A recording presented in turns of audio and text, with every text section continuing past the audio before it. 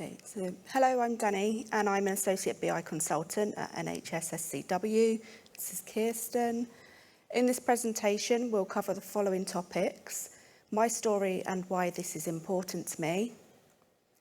What is neurodiversity? Why is neurodiversity important in analytics? Working with me document, and recommendations for learning. And Kirsten will talk about how the documents helped her as my manager.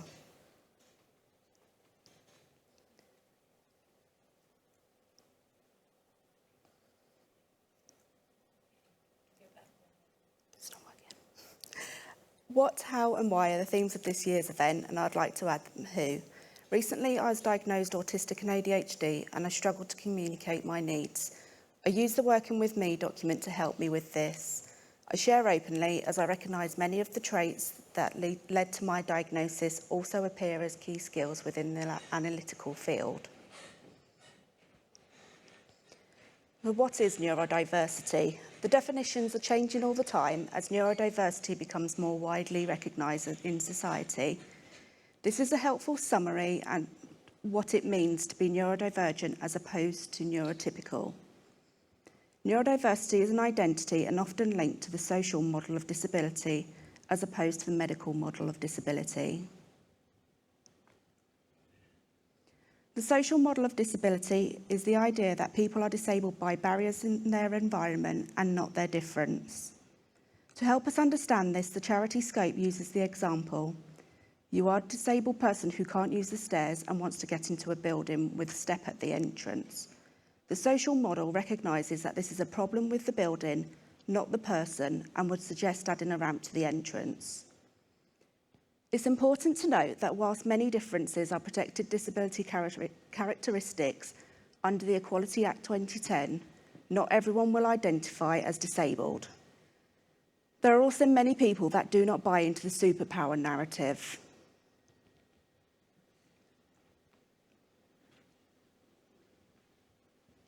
I created an anonymous questionnaire to gain some insight into the topic of neurodiversity and analytics.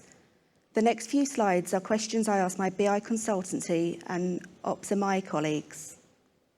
All respondents agreed neurodiversity is important in analytics, and here are some of the responses. So we have everything from mastering routine work to being creative with outputs. Can you think of any other reasons why it could be important? Have a think about neurodiversity in other areas outside of analytics. I also asked them what skills can neurodivergent people bring to analytics. As I said, I recognise many of the traits that led to my diagnosis also appear as key skills within the analytical field. Skills such as logic, pattern recognition, questioning, creativity, and problem solving, for example.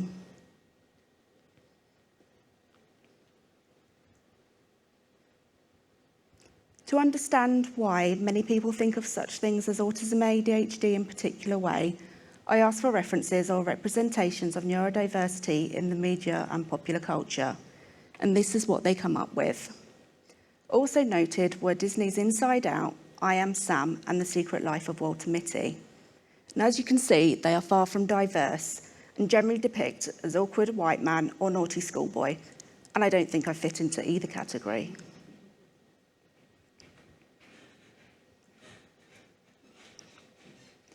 So I was finding it difficult to talk about my ADHD and autism and to articulate how I work best. So I spent a long time looking for and working up a document that I could share with people. I found this template, My User Manual by Atlassian, which is aimed at team building, nothing to do with neurodiversity. And I think that's why it works and can work for lots of people. We changed the name from My User Manual to Working With Me as it sounded impersonal. I had tried previously to do this alone using various documents, but I found it helpful to work through it with Kirsten a bit at a time during our one-to-ones. It also helped me to understand other people's perspective on some points, and it was important for me not to lose my voice within it. And I'll now present the Working With Me document. I expect a lot of people won't read the whole document, so I captured the bits I wanted to highlight on the first page. We'll pause for a moment on each slide so you can scan it.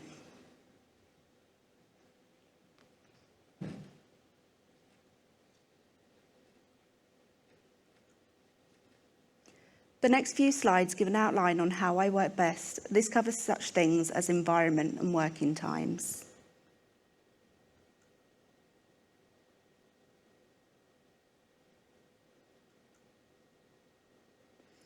Even if you don't know much about autism, many people are aware it's a communication and social difference.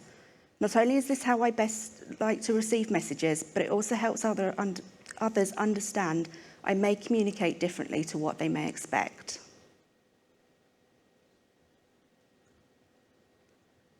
I've also outlined how I like to receive information and how best to brief me on new work.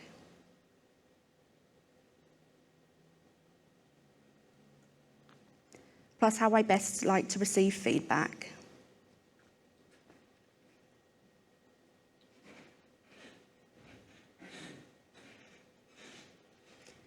The time and planning is one of the hardest things for me. I can easily lose track of time, or I might struggle to recognise how long something may take. It helps me to understand how long things may take, but I'm working on acceptance and building in extra time it may take me to complete a task.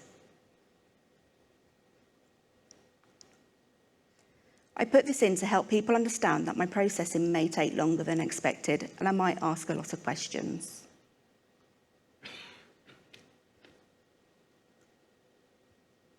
I thought it was helpful to include guidance on particular challenges that I have.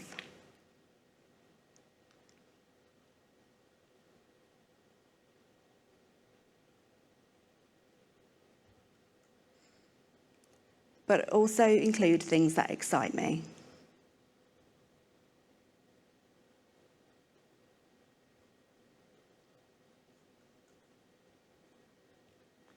So here I've included resources that have helped me, as I love to share information. As I say, I've worked with Kirsten to put this together, so she'll share some thoughts as my career development manager. Thank you very much, Dani. Good afternoon, everybody. So Dani and I have worked together for about a year now. To be perfectly honest, when we first started working together, I didn't really know a great deal about neurodiversity. Obviously, it's been much more sort of talked about in society at large in the last few years, but my understanding was certainly not very deep and not very direct. I have learned a great deal through working with Dani, who's taught me an awful lot. And she's also taught our colleagues at NHS South Central and West a lot as well through her experience.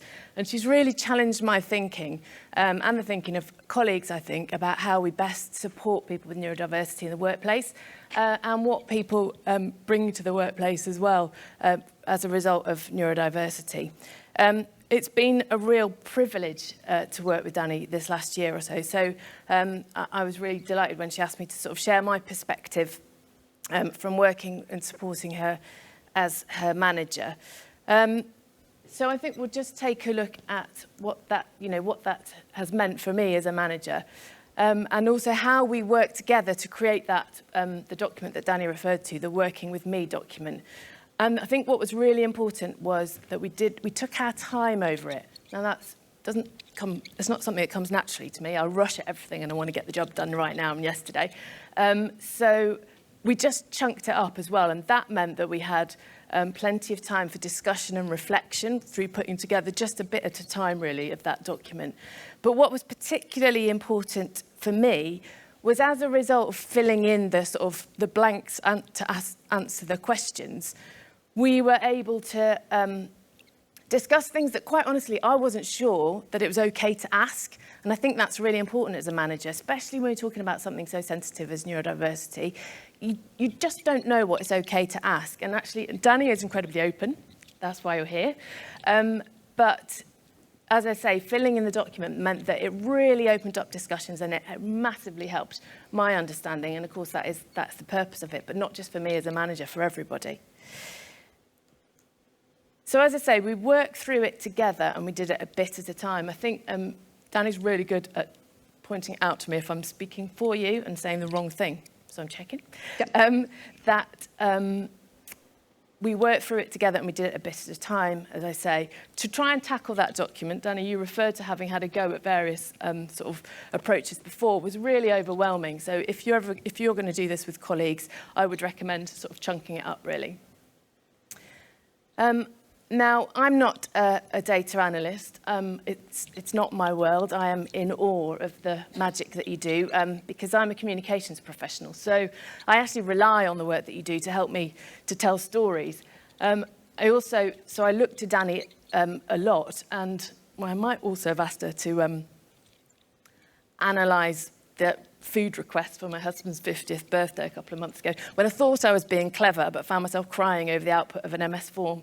So thanks for that. And it wasn't on NHS time, I hasten to add. So I come to it because I'm a communications professional, and for any of you who've worked with comms, I never know if it's an affectionate nickname, we're terrible meddlers.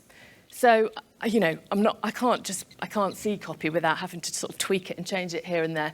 But we actually work quite well together, I think, to sort of give Dani a bit of an alternative view. As some of that, the document that Dani shared shows, you know, you're direct in the way that you communicate, and you like to be communicated with directly in briefing you. And obviously, as a comms sort of PR person, I'm a bit of a softener and all the rest of it. But I do give that kind of reader perspective, because sometimes some of that information could be a bit abrupt. So I might make suggestions to Dani as to how we might change it. Some of which she was open to, and what I really like about working with Dani was some of which she said, no, that's how I want to say it, and that's how I'm saying it, which is great.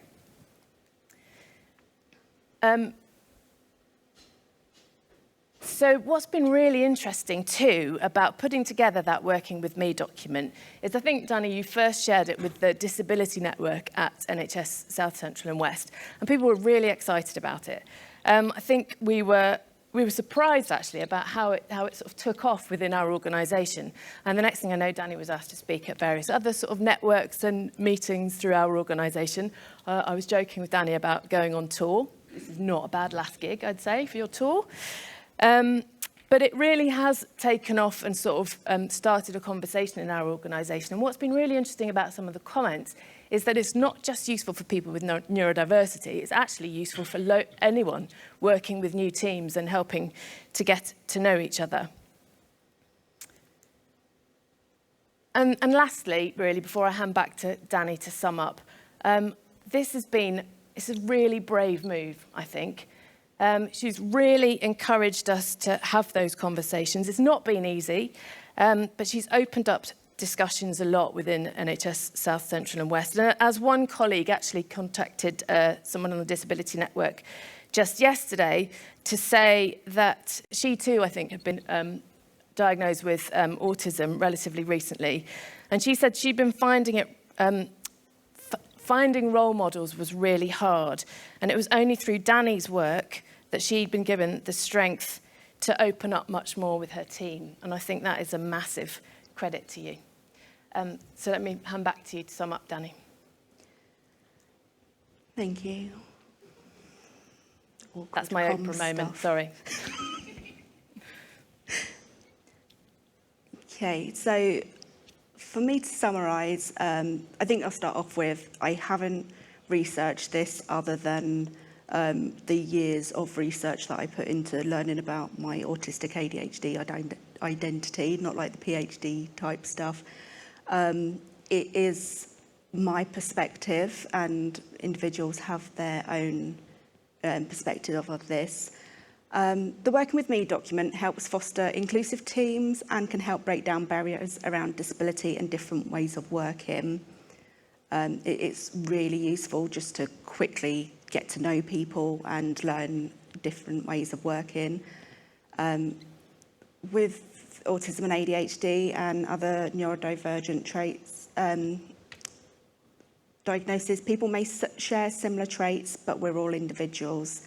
Don't make assumptions on strengths and weaknesses. What adjustments may work for one person may not be helpful for another. Respect how the individual identifies. Some people see their neurodiversity as superpowers, neutral, disabilities, different identity. They can be professionally diagnosed, or people can self-identify because diagnosis might not be for them. I would like to point out that we deal with a lot of data and need a diagnosis to become a stat, so it can be helpful. The Hidden Disability Campaign is a globally recognised scheme that brings support and awareness, and organisations can sign up to that.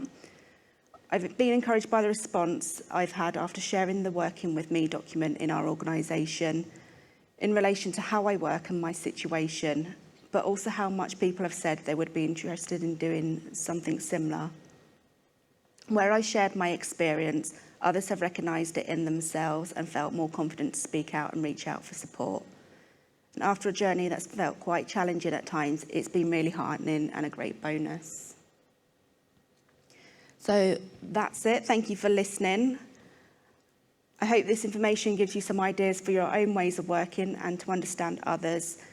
Also, a special thank you to AFA and Davies Furlong Consulting. In 2018, an unidentified autistic ADHD me attended AFA conference in Manchester. During the conference, there were some free goodies, as there are here, and my favourite was this little smiley person. I now know that what I was doing with the smiley was stimming and something that autistic people do to channel and manage excess energy and to self-soothe. It helped me then and continues to help me now. And it just goes to show that you don't need a diagnosis to find supportive ways, but labels and understanding yourself can help. And I've put out some little smiley people. I don't know if anyone's got some, and I've got a few more if anyone wants some. Thank you very much. Round of applause. Well done, Dani.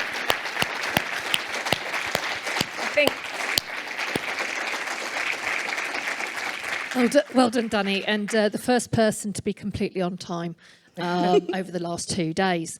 So I've already had a question come through on the Slido asking where can I get that document from?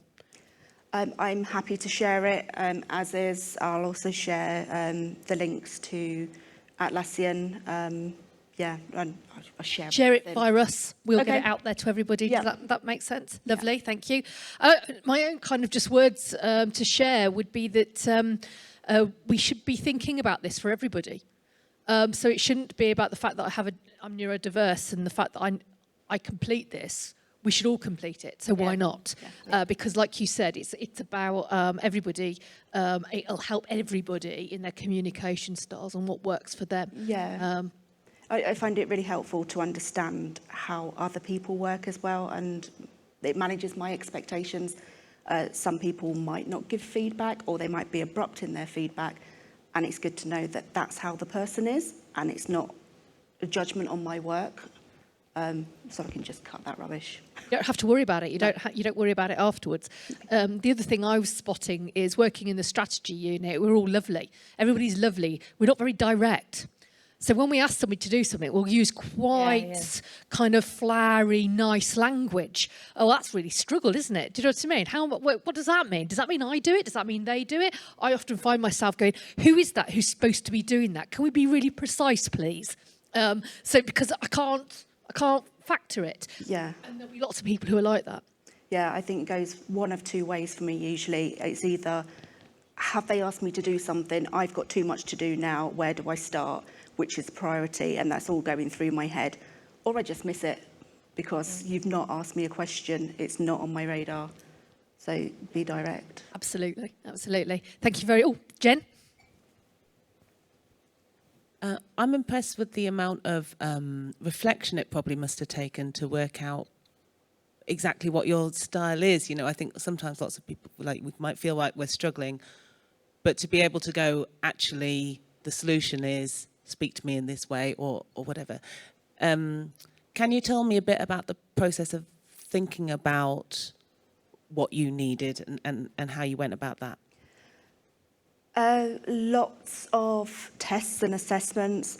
Because I was waiting for an autism assessment, I had to pick apart every piece of me, and that was really difficult because I had to explain. Get all emotional. God. I think Dani found that, you have had lots of support and some professional input to sort of to help Dani realise what those things are, to help identify the way in which Dani works best. And by the time we started working together a year ago and you found that document, I think, you know, you'd been on quite a long journey, and you really got to a position of understanding yourself very well at that point. So putting it down on paper was a bit easier. But as I say, that was the end of quite a long journey, really. So to be aware of that, if you're going down that process of introducing a document like this, it might take people quite a while to actually complete it, because they might not have had that thinking yet. So kind of a flexible approach. And well, as we've said a lot about people with neurodiversity, I did a training course that Dani might have nagged me to do, actually, because it took a while to get around to it. But one of the really important points that came out of that was, if you've met one person with neurodiversity, you've met one person with neurodiversity, and therefore it's very unique to each individual person. I think someone going through the start of a sort of diagnosis process, if you presented that blank document with them, would be pretty challenging. But, you know, you came at it later on in the process. Yeah, and I think this has been part of the process. It was very much a medical model, and it's all about why I can't do things. But then in a different situation, it's, well, what's your superpower? What are you great at? And I'm going, I don't know. So that I find it helpful to learn from other people's shared experience, which is why I've done this. So when I've shared, people go, okay, I can relate to that. That might be helpful, or it might not. But the information's there, and people can take what they want from that. Anybody else got any questions? So thank you for sharing about the amount of work that you've put into your journey of getting to know yourself. Do you have any thoughts on how we can encourage people who are neurotypical to go on a similar journey and develop a similar level of introspection? I think everyone being able to do this, and especially with new teams, I think Atlassian do have shorter versions, so sort of the team building stuff can be really difficult, but actually once that's done and you understand how people work and how best to work with each other, it just makes things so much simpler, because you're not just trying to figure all that out. Because we've all got different skills, capabilities and traits, and if we learn to work with the best of each of our traits, then we can just get on with the work. Good advice. Just got one more question, if you're all right, Dani. Mm-hmm. I'm also autistic and have ADHD, so it's really nice to be here. I was going to say, as you say, the traits are quite common in the data analyst community. Do you think there's a risk that there are possibly undiagnosed people as managers who therefore minimise what their line managed people are going through because they see it as a normal part of the human experience? Absolutely. And there is quite often hear people say, well, we're all a bit autistic. And that gets a lot of people's backs up. But actually, do you know what? If you're surrounded by people that are a little bit autistic, you might want to look a bit closer to home. Nice answer. You want to come along to the strategy unit day out. A huge thank you, Dani, and to Kirsten. Oh, do you want to? Yeah, a fascinating question, by the way. Thank you. And that's something we've talked about before, isn't it? I think it's a really important question, because we've come through, I think, you know, society is on a journey with neurodiversity, actually. And we've come through a period of not really talking about it. Lots of people masking, which Dani has experience of sort of personally, and having talked about with friends that you've met through sort of neurodiversity networks, etc. And I think you're right. People in positions of leadership also might have got there to those positions, and they have masked for a lot of their professional career. So there's like a sort of muscle memory of having done that. So they perhaps just not thought about the fact that we don't need to anymore, or that we need to be encouraging our colleagues, you know, not to have to. So thank you very much for bringing that up. And the only other thing, Karen, I wanted to add was Dani's very kindly agreed to hang around at the end if anyone's got any questions one-to-one, because obviously some of this stuff is challenging and not necessarily conducive to an open room. Thank you. Thank you.